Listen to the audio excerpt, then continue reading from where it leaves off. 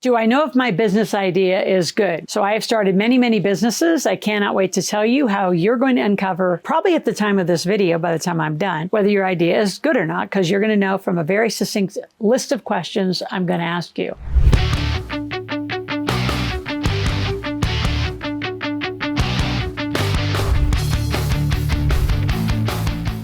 So let's first talk about the uniqueness of your idea. Is it unique? Really? What are their distinctions? So we're going to come back and we'll detail this. But the second thing I'm going to talk about is how do you effectively research and understand if there's a market for what you want to do and the problem you want to solve. And then lastly, I want to talk about not only testing your idea, making money on your idea before you actually go to work and build anything on your idea, which is very counter to how all of you have been trained. So we got a lot to talk about in that last point. So how do you uncover or identify the uniqueness of your business idea? So the uniqueness of your idea is, first, I would look to what's the problem you're solving. All right. So whether, I don't care what category you're in, from car detailing to construction to nutrition, you name it, what problem are you solving, number one? And is there a big market for it? Is there a lot of people who want it? And you say, well, how do I know that? You got these amazing vehicles called social media. So you're doing different posts. You're going to go to Facebook. You're going to go to Instagram. You're going to Twitter. You're going to go on YouTube. You're going to look around in the market. Who's already captured the market you want? Who's solving the problem? Who's the top three people making the most market share, meaning the most money doing what you're going to want to do? The only reason those people are making more money isn't that their product might be better or their service might be better than yours is going to be. It's they're ahead of you. They've got capital and they have huge marketing budgets and they've grown into it. So it's not how they started, it's how they grew into it. So what problem you want to solve? What's the uniqueness? What's the distinction is what I call it. So I picked a really crowded market. Really crowded market. Are you kidding? How many millions of people say they're a money expert, right? I mean, yeah, did you see that eye roll? A lot. How many women? Way less. So I jumped into really a male-dominated space, a very aggressive space, and said, how am I going to compete in this market when at that point in my career, you had the Jim Rohns, you had the Zig Ziglars, you got Jack Canfield, and who did the whole Chicken Soup series. You had Bob Proctor. I mean, you had some real kings, no queens of the industry. Now, Sharon Lecter is really side by side, even though Kiyosaki, said he did it all by himself. Sharon really was side by side writing a lot of that content. So she, when I met her in 1996, became my first real women mentor because there are not a lot out there. And so anyway, how did I get distinctions? I said, well, making millionaires cannot be that difficult. It's got to be a formula. So I started studying millionaire families and I came down to figuring out the distinction is the integration of money, number one. But then how do you teach people all categories and build a team enough to say, how do I teach people how to make money? Then I need another team that's going to teach them how to keep money. Then my other distinction is how I'm going to teach them investment education, which is critical. And then how do I teach people how to use a team in a world where they're taught to be a lone ranger? So I picked a lot of distinctions, which gave me a lot of basis for content. So I don't care if your space is crowded, it's the distinctions of the space that are going to have you stand out.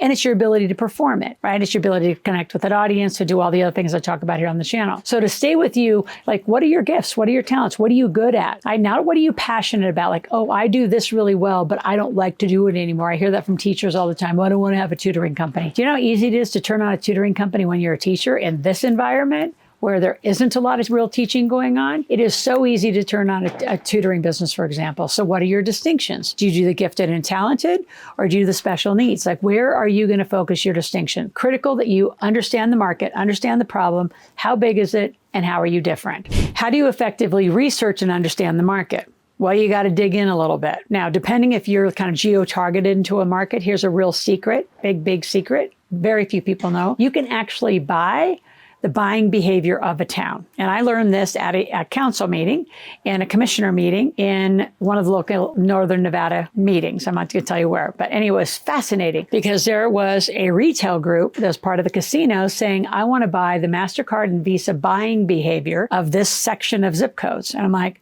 you can buy that data. So now you know how much they're going to spend. So if you're in a, say, catering service-based business and you wanted to buy the buying behavior of people going to casinos, what they drank, what they ate, how would you put a distinction in there? It was fascinating. So you can buy purchasing behavior. It's not cheap, but it is an interesting model. Better and cheap and free, you go out here to the internet, right? You go to the bathroom wall, I call it, because anybody can write anything about anybody. And just ask people, survey them, poll them. What do they want to talk about? Put polls up on every social channel. What do people want to talk about? I'm expert in money is what I say. What I want to come to the market. I want to share with you my unique expertise.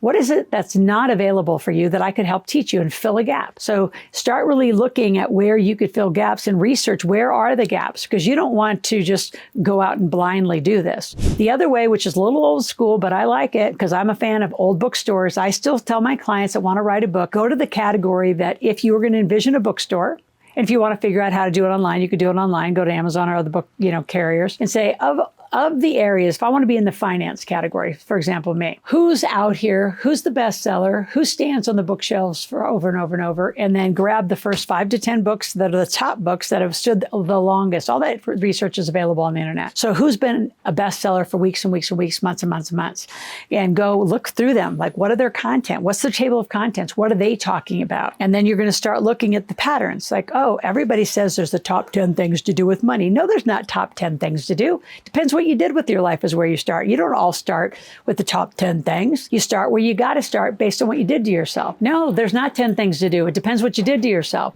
So I hope those stories have helped you understand, like, you've got to go out and see where are your distinctions? How can you be different? There's a ton of copywriters, for example. So what makes copywriters different? And now you have AI that can even supplement the speed of copywriters to get content done. You better have some really strong researchers to make sure that's accurate, because AI also makes up a whole bunch of BS. There are lawyers who have been disbarred because they're using AI, and AI just made up a bunch of case studies that legally didn't exist, and they were disbarred for using AI in a courtroom. So be careful out there when everybody's, jumping around saying AI is, going to change our world. It's going to, but not necessarily all for the better. You got to pay attention. So the last thing in researching is just look at the trends. Maybe look at the last 5 to 10 years in the space you want to be in. What are the trends? Is there economic indicators that show that you're going to have some variance inside of it? Like right now, my space is huge variance because we're in a recession, highest interest rates we've ever seen in the history of my life. Actually, that's not true. When I was little, we had the 70s and 80s. Right, so we're in a different space. So what are the trends that you're going to have to prepare for?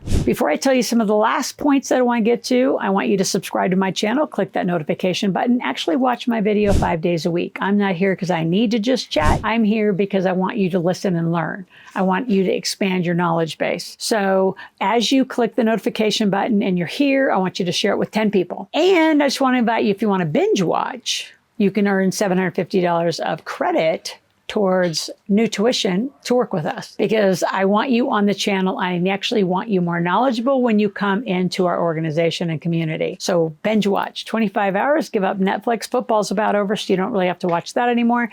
So you got a lot of time. So binge watch.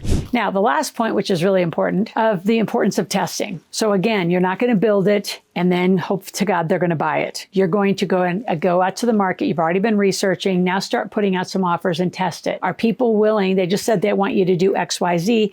Give them some offers at $7, $10, $17, some low ticket offers, which is how beginning purchases happen on the internet. And then from there, bring them into your database. And then from your database, you're going to pick up the phone and start selling bigger ticket items in your experience. So you're going to take your customer experience, your pricing offers, and you're going to give offers. And in the description below, you can come to my marketplace. There's 2 free tickets to our Millionaire Intensive. Come check it out. Test your offers out. We usually have upward of 100 people every month on a call that you can sell to, you can market to, you can test to, you can research to. Think of them like a focus group. Wherever do you get to do that for free? Test out your offers, because without really good offers, you're not going to make it. So a couple $1 trillion tips that are really important is start pre-selling. Again, I said come up with offers, but the point I want to make is if no one's willing to buy it when you're willing to talk about it, you have to do one of 2 things. You have to shift the offer, shift the price, shift how you talk about it. Some of you are like a dog with the bone. You just get on that talk track and you don't change it. It's not working. Change your talk track. So the reason I want you in my marketplace or just testing stuff is if people aren't going to buy it, don't build it. Don't waste your time. Don't spend a bunch of money wasting time there. So grab our links in the descriptions below. If you have any questions, go to Ask Loral, AskLoral.com. Ask a question, make a request. I'll see you tomorrow.